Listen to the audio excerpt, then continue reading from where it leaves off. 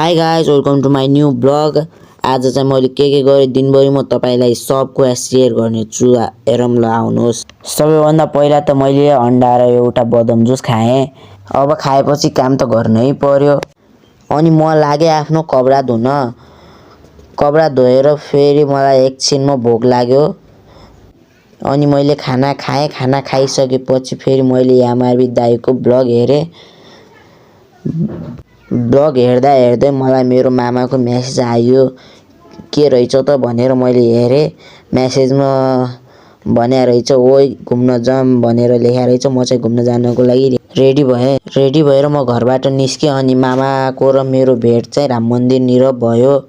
राम मन्दिरबाट दुईटा कुरा गर्दै बागलुङसम्म पुग्यौँ। बागलुङबाट चाहिँ एउटा भ्यू हेरेर फेरि हामी माथि पिपलको बोटमुनि बस्यौँ एकछिन।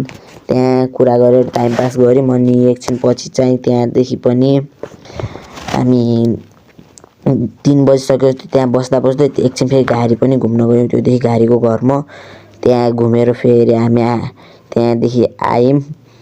अनि आएर फेरि आँपको बोटमुनि बस्यौँ एकछिन। त्यहाँ बस्दा बस्दै फेरि 4 बजिसकेछ। त्यहाँदेखि फेरि घर आयौँ। घर हिँड्यौँ। आजको लागि यति नै। फेरि अर्को भिडियोमा भेटौँला। Bye bye guys. Follow me, like and comment. कस्तो छ ब्लग सबैजना कमेन्ट भनिदिनु।